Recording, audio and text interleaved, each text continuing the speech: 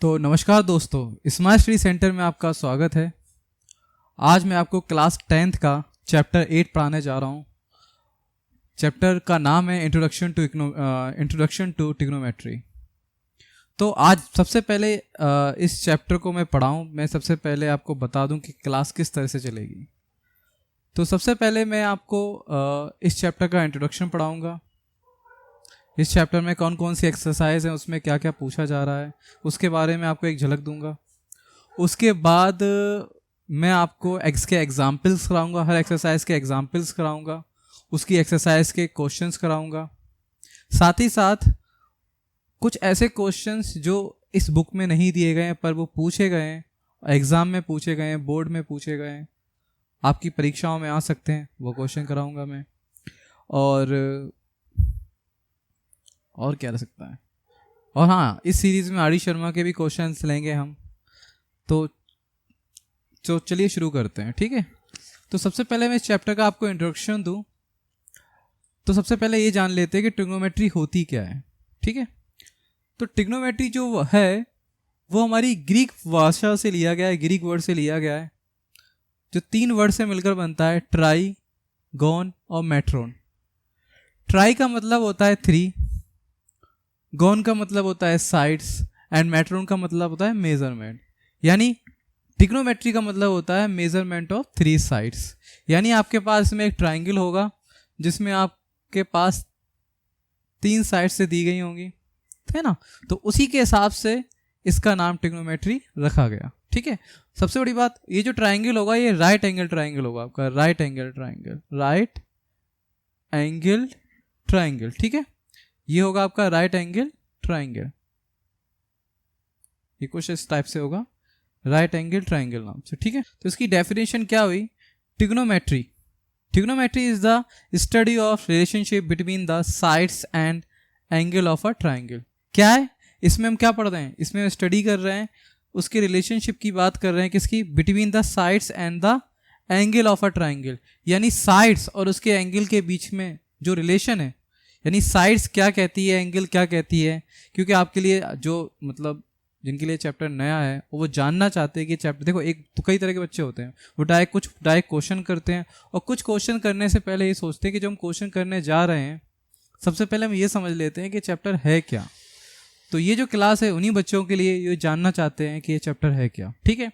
तो ये क्या है? इसमें हम लोग साइड्स हैं, इसमें एंगल्स हैं। अगर हम साइड्स की बोलते हैं, हमने बोला ये ट्राइंगल जो होगा, जब भी हम ट्रिग्नोमेट्री पढ़ेंगे वो ट्राइंगल हमेशा राइट एंगल ट्राइंगल होगा, पहली बात, ठीक है। दूसरी बात, अगर राइट एंगल ट्राइंगल है तो यहाँ पे 90 डिग्री मान लेते हैं, ठीक है। तो ये जो 2 एंगल बचे, आपको पता होता है कि एक ट्राइंगल का सम 180 डिग्री होता है, ठीक है। सम ऑफ ट्राइंगल इज 180 डिग्री, यानी 180 डिग्री का एक ट्राइंगल के कोणों का एंगल का सम होता है, योग होता है, ठीक है।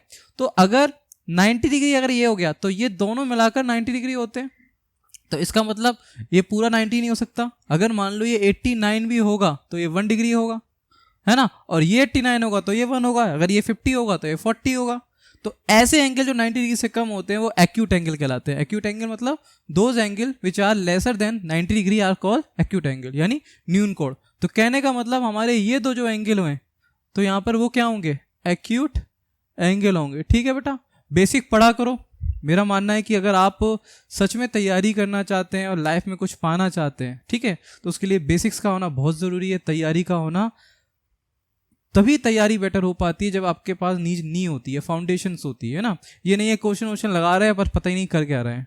सबसे बड़ी प्रॉब्लम मैथ में यही है, बच्चे मैथ से इसलिए डरते हैं क्योंकि ना वो क्या करते हैं, डायरेक्ट क्वेश्चन लगाते हैं। पहले चैप्टर को समझो तो चैप्टर है क्या, है ना। तो ये चैप्टर इंट्रोडक्शन चैप्टर है, इसमें मैं आपको पूरा चैप्टर का इंट्रोडक्शन दूंगा, ठीक है। आप समझो। तो यहाँ ट्रिग्नोमेट्री क्या है?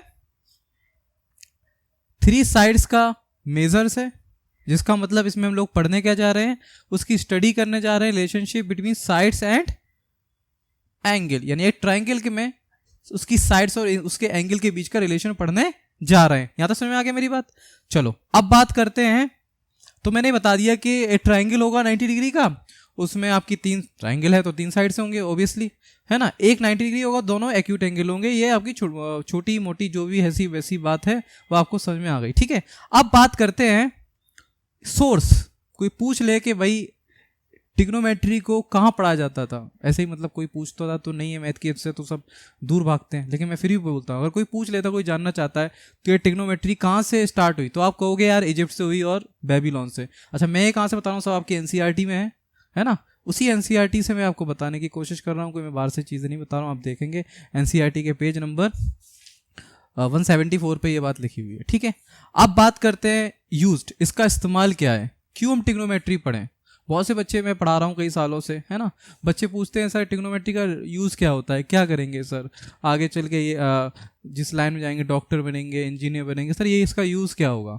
तो मैं बता दूं, इसका जो यूज़ होता है, शुरुआत में इसका इस्तेमाल जो हमारे इजिप्ट के जो साइंटिस्ट थे, मैथमेटिशियन थे, उन्होंने इसका इस्तेमाल स्टार की डिस्टेंस को पता करने के लिए किया। स्टार्स का मतलब होता है आसमान में तारे, है ना। तो कहने का मतलब वो इतनी दूर है, आप उनको कैसे मेजर करोगे, उसके लिए जाना पड़ेगा, है ना। किसी चीज़ को मेजर करने के लिए इसके स्केल की ज़रूरत पड़ती है, हम एक स्केल लगाते हैं और फिर उस चीज़ को मेजर करते हैं, ऐसे ही होता है ना, ठीक है। तो अब तारे तक तो पहुंचना बहुत मुश्किल है, नामुमकिन सा है ना, तो इसलिए ट्रिग्नोमेट्री का यूज़ हुआ। अब आपको लग रहा होगा सर कैसे बोल रहे, ये कैसे यूज़ हो गया, मैं आपको बताऊंगा थोड़ा आगे।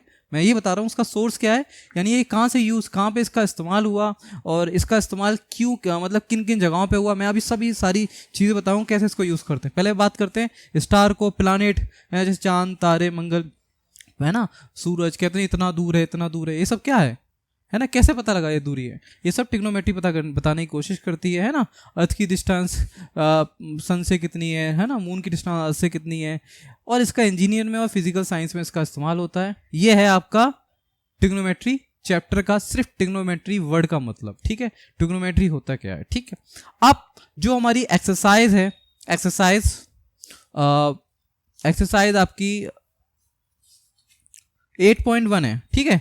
अब 8.1 में आपके इसमें काफ़ी तरह के क्वेश्चंस हैं, जिसमें आपको क्या होगा, साइड्स के बारे में बात करेंगे, मतलब इसके रेशियोज के बारे में बात करेंगे। अब ये साइड और रेशियो का पंगा क्या है, ठीक है, मैं आपको बताता हूँ, ध्यान से सुनो। इसको मैं रब कर देता हूँ।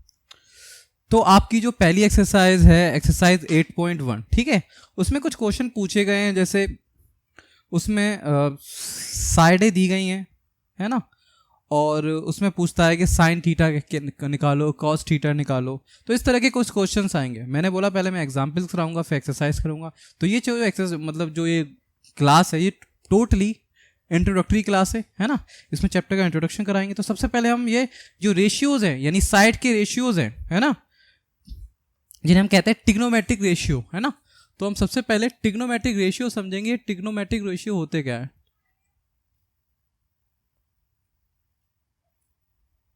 कॉपी वॉपी निकाल लो आप लोग, ठीक है। अगर आप लोग सच में इस चैप्टर के बारे में जानना चाहते हो और ये जानना चाहते हो चैप्टर को कैसे पढ़ें, क्योंकि ये बच्चे सबसे ज़्यादा चैप्टर से डरते हैं, पता नहीं क्यों है, ठीक है। सबसे पहले बात करते हैं, इसमें एक साइन थीटा आता है, ठीक है। अब साइन थीटा का मतलब क्या होता है मैं बताता हूँ। अगर मान लो ट्राइंगल, राइट एंगल ट्राइंगल, मैं बताया था कि राइट एंगल ट्राइंगल होगा, ठीक। तो इसको ए मान लेते हैं, इसको बी मान लेते हैं, इसको सी मान लेते हैं, ठीक।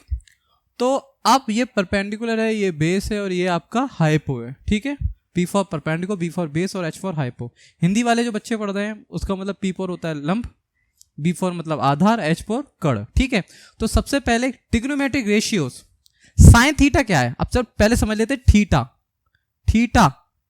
थीटा का मतलब होता है, बच्चे बहुत डर जाते हैं, पता नहीं ये थीटा चीटा होता क्या है। थीटा का मतलब होता है बेटा एंगल मतलब कोण, यानी इस जगह पे 3 एंगल है, 90 और ये एक्यूट एंगल, यानी कहने का इन दोनों का जो सम है वो सम ऑफ 90 डिग्री है, तो 90 प्लस 80 होता है, तो ये थीटा है।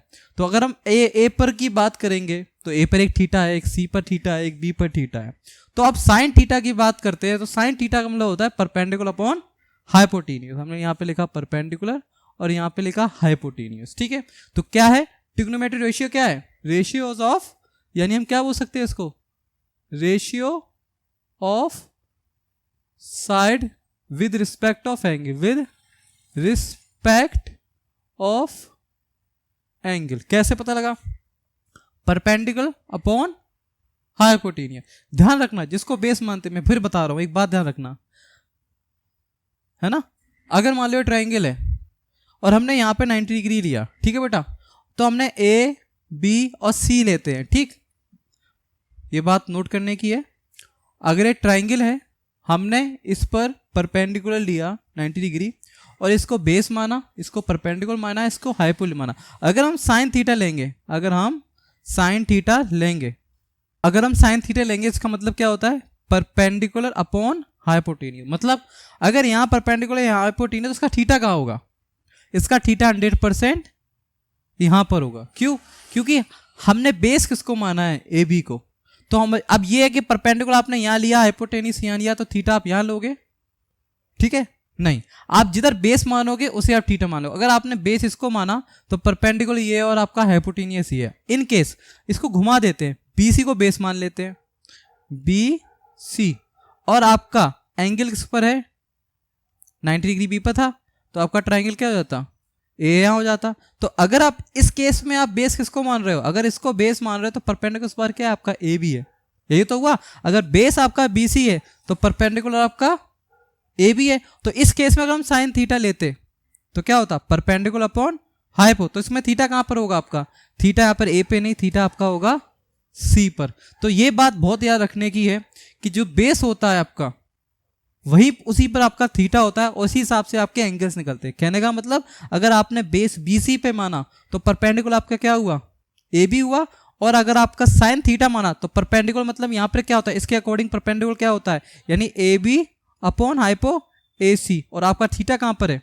सी पर। पर अगर इस केस की हम बात करते तो अगर हम साइन थीटा लेते तो क्या होता, परपेंडिकुलर अपॉन हाइपो, ये तो होता। तो परपेंडिकुलर क्या होता है इसमें, परपेंडिकुलर इसमें है आपका ए बी, और हाइपो क्या है इसमें, हाइपो है ए सी, और थीटा कहाँ पर है आपका, इसमें थीटा जो है आपका ए पर है, ठीक है? थीटा कहाँ पर है, ए पर, और इसमें थीटा कहाँ पर है आपका, एंगल सी पर है। आई होप समझ में आ रहा है, क्योंकि ये बहुत छोटी सी बात है, लोग जिसे बहुत छोटा समझते हैं, पर ये बड़ी बात जब बन जाती है जब आप लोग इस पर ध्यान नहीं देते। क्योंकि जब आप कुछ क्वेश्चंस करेंगे, कुछ वैल्यूज पुट करेंगे, तब आपको इस प्रॉब्लम का सामना करना पड़ेगा जब एक्सरसाइज के कुछ क्वेश्चंस करेंगे, ठीक है? तो चलिए, तो सबसे पहले आपको ये पता लग गया कि हम साइन थीटा कैसे निकालते हैं, यानी ट्रिग्नोमेट्रिक रेशियोज कैसे निकालते हैं। तो इसके बारी बारी बहुत सारे हैं, साइन, कॉस, टेन, है ना, कॉसेक, बहुत सारे हैं इसके। तो साइन के बाद आता है आपका कॉस थीटा, साइन के बाद आता है कॉस थीटा, ठीक है? कॉस थीटा क्या होता है, यार परपेंडिकुलर है तो हमने क्या माना, बेस। इस बार इसको लेकर और हाइपो ले लिया, तो हमने क्या लिया, बेस अपॉन हाइपो। क्या लिया, बेस अपॉन हाइपो। अब बेस अपॉन, अगर मान लो परपेंडिकुलर, इसके अकॉर्डिंग बात है, परपेंडिकुलर क्या था इसका परपेंडिकुलर आपका ए बी, यहाँ पर है सी, सी, इसका परपेंडिकुलर क्या था, बी सी अपॉन ए सी, ठीक है? इसमें क्या होता है कॉस थीटा में, इसमें होता है आपका बेस अपॉन हाइपो। तो बेस क्या है इसका, ए बी, और हाइपो क्या हुआ, ए सी, ए सी, ठीक है? अगर मान लो ये वैल्यू होती है आपकी 3 और ये होती 4, 3 9 चचक 16, आई थिंक 25, तो ये जाता है आपका 25, ठीक है? तो कहने का मतलब अगर आप इस केस में अगर मान लो साइन थीटा होता और बीसी की वैल्यू मान लो 3 होती और एसी की वैल्यू क्या है,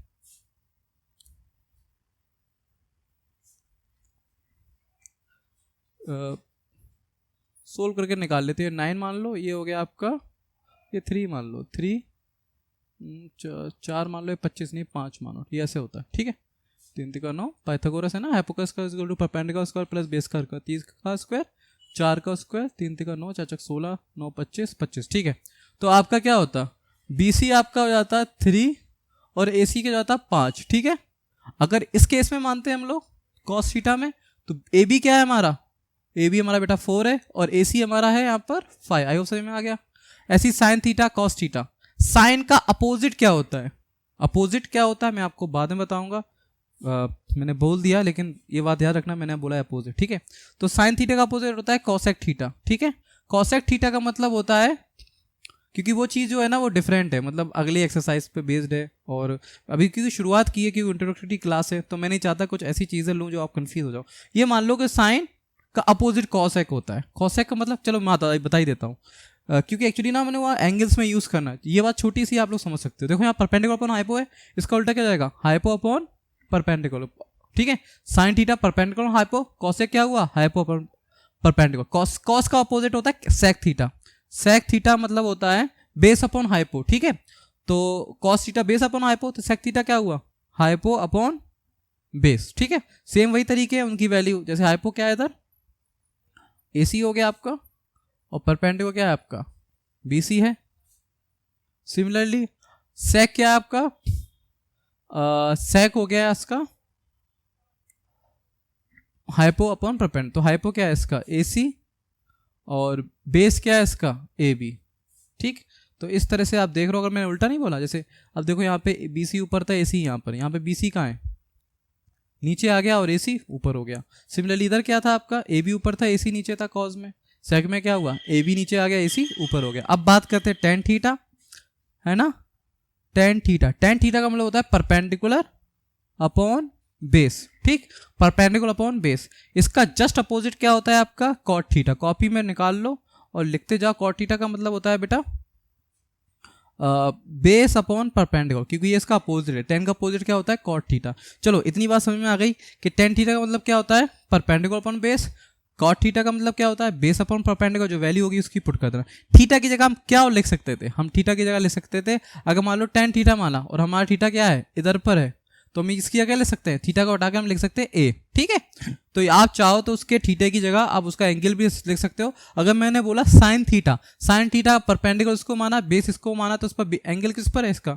साइन A, हम थीटा के क्या लिख सकते हैं साइन A। ऐसे ही cos A, cosec A, tan A, cot A। अगर हम लोगों ने बेस इसको माना होता, किसको माना होता, इसको बेस माना होता, तो हमारा थीटा कहाँ पे होता, A पे नहीं होता, थीटा हमारा होता C पर, तो हम लिखते साइन C, कॉस C, सेक T, सेक C, ऐसी कुछ भी ले सकते हैं। ठीक है, तो अब बात करते हैं, ये तो बात समझ में आ गई। ठीक है, एक बात और आप याद रखो, क्या हम एंगल 90 डिग्री पे ले सकते हैं, क्या हम साइन थीटा B पर ले सकते हैं, नहीं, क्योंकि ट्रिग्नोमेट्री हमेशा एक्यूट एंगल पर लगती है। ठीक है, ट्रिग्नोमेट्री कभी भी 90 डिग्री पर नहीं लगती।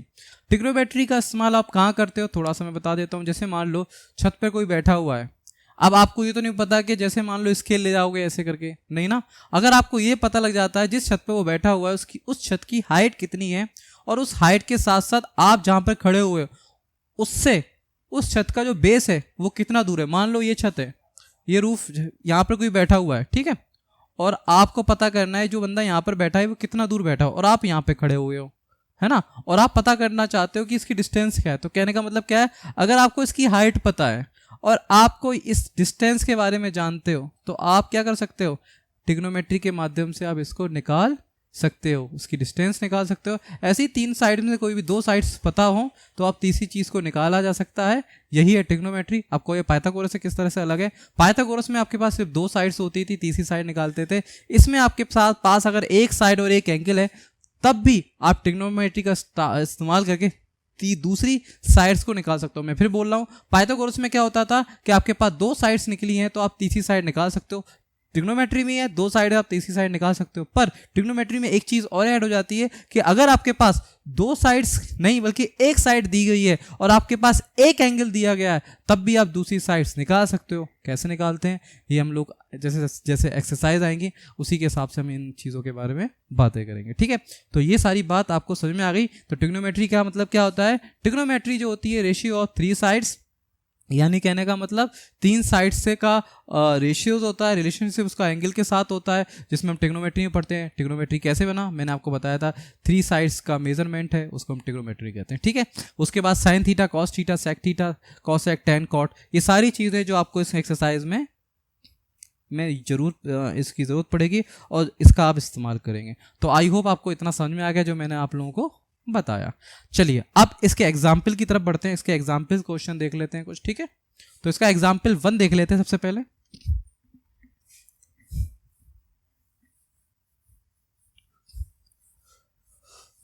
तो कभी भी पढ़ने से पहले हमेशा एक बात याद रखा करो कि बेसिक बहुत ज़रूरी है। ये नहीं है कि डायरेक्ट चैप्टर उठाया करने बैठ गए, नहीं। अगर आपने बेसिक कर लिया ना तो सारे क्वेश्चन चुटकियों में हो जाएंगे। ठीक है, क्योंकि मेन इंपॉर्टेंट बेटा होता है बेसिक्स। जितना बेसिक अच्छा होगा उतने आपके आंसर्स अच्छे हो जाएंगे, ऑटोमेटिक आपकी पढ़ाई अच्छी हो जाएगी। तो सबसे पहला एग्जाम्पल इसका 1 देख लेते हैं। ठीक, पेज नंबर मैं सब लिख देता हूँ। चैप्टर 8 है, चैप्टर 8 और पेज जो है इसका वो है 178 पेज नंबर है। एग्जाम्पल 1 है, एग्जाम्पल 1, ठीक है। तो ये है आपका, इसमें क्वेश्चन दिया given that given tan a is equal to 4/3। इसमें दिया है कि tan a is equal to है 4/3।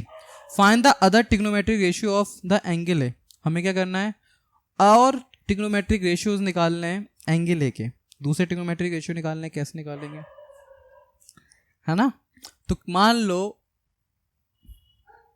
ये है tan a 4/3 है, और हमें क्या करना है, टू फाइंड करना है ऑल ट्रिगोनोमेट्रिक रेशियोज, ठीक है। तो ट्रिग्नोमेट्रिक रेशियोज कितने होते हैं बेटा, ट्रिग्नोमेट्रिक रेशियोज 6 होते हैं, साइन, कॉस, सेक, कॉसेक, टैन, कॉट, ठीक है। 6 हो गए। तो हमें 1 दिया है और हमें कितने निकालने हैं, 5 और निकालने हैं। सबसे पहले tan a का मतलब क्या होता है, ठीक है। tan a का मतलब होता है बेटा 4/3 जो उसमें दिया हुआ है। लेकिन tan 4/3 मतलब tan बना किससे है ये बताओ पहले। tan बना है परपेंडिकुलर अपॉन बेस पर, परपेंडिकुलर अपॉन बेस पे ही तो बोला उसने। tan a किससे बना है, परपेंडिकुलर अपॉन बेस, ठीक है। अब a क्या है, एक अगर मान लो मैंने परपेंडिकुलर इधर माना, बेस इधर माना, तो a कहाँ मान लेते हैं, a यानी थीटा। a क्या है हमारा, थीटा, यानी थीटा इधर है तो इसको हमने a मान लिया। हमने आपको भी बताया था बेसिक्स में। तो ये क्या आपका परपेंडिकुलर, ये आपका बेस हो गया। तो हम एंगल किस पे मान लेते हैं, b पर 90 डिग्री मान लेते हैं, और c हमारा ये हो गया। तो इसके अकॉर्डिंग हमने b पर क्या मान लिया आपका 90 डिग्री। बेसिक्स है इसलिए डीपली बहुत बताऊंगा, ठीक है, समझने की कोशिश करना। तो b पे अगर हमने 90 डिग्री मान लिया तो a पर हमारा थीटा है, तो tan a is equal to क्या होगा, p/b। और p का मतलब क्या है यहाँ पर 4, ध्यान से देखो। और b का मतलब क्या है 3, क्योंकि देखो यहाँ पर देखो perpendicular upon base, perpendicular upon base, तो परपेंडिकुलर क्या हुआ 4 और बेस क्या हुआ 3, तो परपेंडिकुलर अपॉन बेस, अंडरस्टूड। और यहाँ पे हाइपो होता है ना। तो tan थीटा का मतलब क्या होता है, परपेंडिकुलर अपॉन बेस। तो इसलिए आपका अगर ये 4 है बेटा तो ये आपका 3 है। अब चाहिए क्या हमें, क्योंकि देखो tan तो निकाल सकते हो, अगर हम जब साइन निकालेंगे, कॉस निकालेंगे, है ना, sine theta, cos theta, sec theta निकालेंगे, कॉसेक थीटा निकालेंगे, और कॉट थीटा निकालेंगे, है ना। तो इन सब के लिए हमें किसकी जरूरत पड़ेगी, हाइपो की जरूरत पड़ेगी। कॉट का तो कोई दिक्कत ही नहीं। कॉट का मतलब क्या होता है, tan theta perpendicular base, cot theta base upon perpendicular. तो हमें किसकी जरूरत पड़ने वाली है, हाइपो की जरूरत पड़ने वाली है। इसलिए हम लोग बाई पाइथागोरस थ्योरम किसका इस्तेमाल करेंगे, पाइथागोरस थ्योरम का इस्तेमाल करके हम इसकी पहले हाइपो निकाल लेते हैं, है ना, उसके बाद हम काम करते हैं ना। तो पहले क्या करते हैं, थोड़ी प्रिपरेशन कर लेते हैं। पाइथागोरस का इस्तेमाल करेंगे बाई पाइथागोरस थ्योरम। इसका मतलब होता है हाइपो का square is equal to perpendicular का स्क्वायर प्लस बेस का स्क्वायर। आपको ये पता है, बच्चों वाली बात है, कोई दिक्कत नहीं है इसमें। तो हाइपो क्या है इसमें, आपकी AC है जो हमें पता करनी है, AC का स्क्वायर। परपेंडिकुलर क्या है इसमें बेटा, BC का स्क्वायर है, और बेस क्या है इसमें, AB का स्क्वायर है, ठीक है। तो परपेंडिकुलर यानी BC का स्क्वायर बोले तो 4 का स्क्वायर, और बेस हमारा AB यानी 3 है, 3 का स्क्वायर। तो हमारा 4 4 16, 3 3 जा 9, 16 9 25। तो हमारा AC का स्क्वायर कितना हो गया, है ना, 2 की पावर गई, मतलब रूट होगा। AC हमारा हो गया बेटा 5। तो AC कितना आ गया हमारा 5 आ गया AC, ठीक है। तो अब हमारे पास जो क्या है इसके अंदर, अब हम बाकी चीजें निकाल सकते हैं, क्योंकि अब हमारे पास तीनों साइड से आ गई। तो हम ट्रिग्नोमेट्री जो रेशियो जो पूछे वो सारे हम इसके अंदर निकाल सकते हैं। तो पहला जो ट्रिग्नोमेट्रिक रेशियो है हमारा साइन थीटा यानी साइन ए। साइन ए निकालते हैं। साइन ए का मतलब क्या होता है, परपेंडिकुलर, बताया था मैंने आपको, परपेंडिकुलर अपॉन हाइपोटेन्यूज। क्या होता है sine theta, perpendicular upon hypotenuse. लेकिन थीटा यहाँ पर क्या है, ए पर, मैंने अभी आपको बेसिक में बताया था पीछे, ठीक है। तो साइन ए का मतलब क्या हुआ, परपेंडिकुलर अपॉन हाइपोटेन्यूज, ठीक है। परपेंडिकुलर बेटा कितना है, परपेंडिकुलर है 4, यानी परपेंडिकुलर मतलब हम यहाँ पे माना हमने BC और हाइपो माना हमने AC, ठीक है। तो BC कितना है आपका 4 और AC आपका 5। ये आपको समझ में आ गया, साइन है। ऐसे ही हम मान लेते हैं कॉस ए। कॉस ए क्या होता है, परपेंडिकुलर हाइपोटेनियस नहीं, base upon hypotenuse, base upon hypotenuse, ठीक है। तो अब बेस क्या है इसका बेटा, ए बी है, लिखना सीखो, है ना, जल्दीबाजी नहीं करनी। ए बी और नहीं, बेस ए बी हो गया और हाइपो क्या है इसका, ए सी है, ठीक। तो क्या हुआ, ए बी हमारा कितना है 3 और हाइपो कितना है बेटा 5, तो 3/5। तो ये बात भी समझ में आ गई आप लोगों को, ठीक है। जल्दी से उतार लो, मैं रब कर रहा हूँ, या पॉज करके देख लो यार, है ना, पॉज करके देख लो।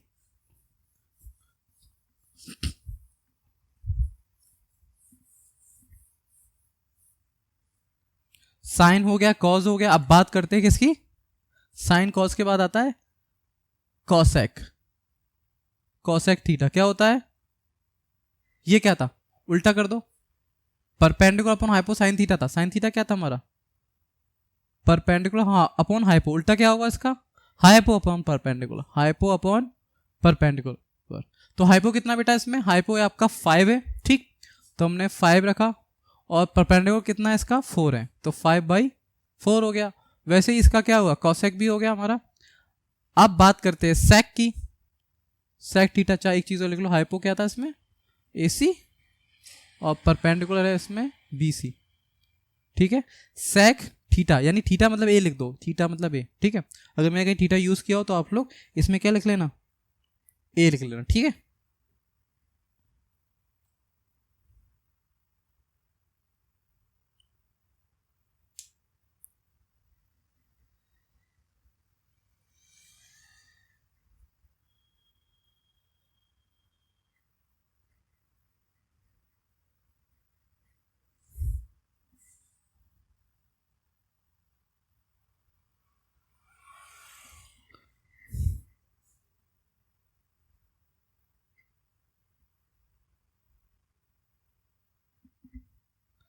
तो सेके की बात करते हैं, तो सेके क्या होगा बेटा, हाइपो अपॉन बेस। हाइपो क्या है बेटा इसमें, हाइपो है आपका AC, ठीक है। और बेस क्या है इसमें, बेस है AB है, ठीक। तो हमने AB को लिखा AC अपॉन AB, तो AC की वैल्यू क्या है इसमें बेटा 5 है और AB कितना है हमारा 3, तो ये आपका आ गया सेक। उसी तरह से आपका आ जाएगा कॉट, तो कॉट ए क्या होगा, बोलो बोलो, कॉट ए का मतलब होगा tan, तो आपका दिया हुआ है ना, tan का अपोजिट क्या पाया था कॉट, तो tan क्या था आपका, tan था परपेंडिकुलर अपॉन बेस, तो कॉट क्या होगा बेस अपॉन परपेंडिकुलर। तो अगर हम बेस की बात करते हैं बेटा, बेस यहां पर है AB और परपेंडिकुलर है BC, तो AB कितना है इसमें 3 और BC है बेटा 4, ठीक। तो एग्जाम्पल 1 में हमने आपको बता दिया, इस क्वेश्चन में आपको क्या करना था, इस क्वेश्चन में आपको एक ट्रिग्नोमेट्रिक रेशियो दिया था यानी tan दिया था और उसने बाकी साइन कॉस कॉस सेक सेक और कॉट पूछ लिया। कैसे पूछा, तरीका क्या था, हमने सबसे पहले क्या किया, सबसे पहले हाइपोटेनियस निकालने की कोशिश की, क्योंकि tan का मतलब होता है परपेंडिकुलर अपॉन बेस, इससे हमारा हाइपोटेनियस आ गया। पाइथागोरस का इस्तेमाल करके हमने हाइपोटेनियस निकाला और उसके बाद हमने इसके बारे की रेशियोज को रख दिया, क्योंकि परपेंडिकुलर का साइन थीटा का मतलब होता है परपेंडिकुलर बाई हाइपो, कॉस का मतलब होता है बेस बाई हाइपो, tan का मतलब होता है परपेंडिकुलर अपॉन बेस, कॉट का मतलब होता है बेस अपॉन परपेंडिकुलर। और आपको सारी चीजें पता लग गई हैं, यही चीजें थी जो मैं इसके अंदर करनी थी। ऐसी एग्जाम्पल 2 है, आई होप आप ये सेकंड क्वेश्चन इसका कर सकते हैं। अगर आप चाहते हैं कि ये मैं क्वेश्चंस कराऊं, अगली वीडियो में मैं आप लोगों से मिलता हूं और ये सारे क्वेश्चंस कराता हूं। पहली चीज़, अब बात करते हैं एक मोटी बात, एक समझदारी की बात, एक पढ़ाई की बात।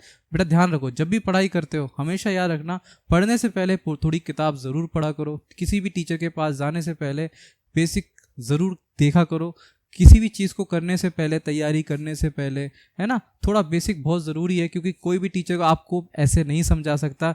वो आपको समझाने के लिए आपका बेस होना बहुत ज़रूरी है। आप लोगों को पता होना चाहिए आप पढ़ने क्या जा रहे हो, पढ़ क्या रहे हो। बच्चों में दिक्कत आती है, मैथ से डर पैदा होता है, क्योंकि क्या करते हैं डायरेक्ट क्वेश्चंस करने लगते हैं। तो कभी भी करने से पहले उसका बेसिक, उसका इंट्रो, उस चैप्टर के बारे में आप जहाँ भी पढ़ते हो, जिससे भी पढ़ते हो, और जो भी आपको पढ़ाता है या जिससे आप पढ़ना चाहते हो, ज़रूर उससे पूछें।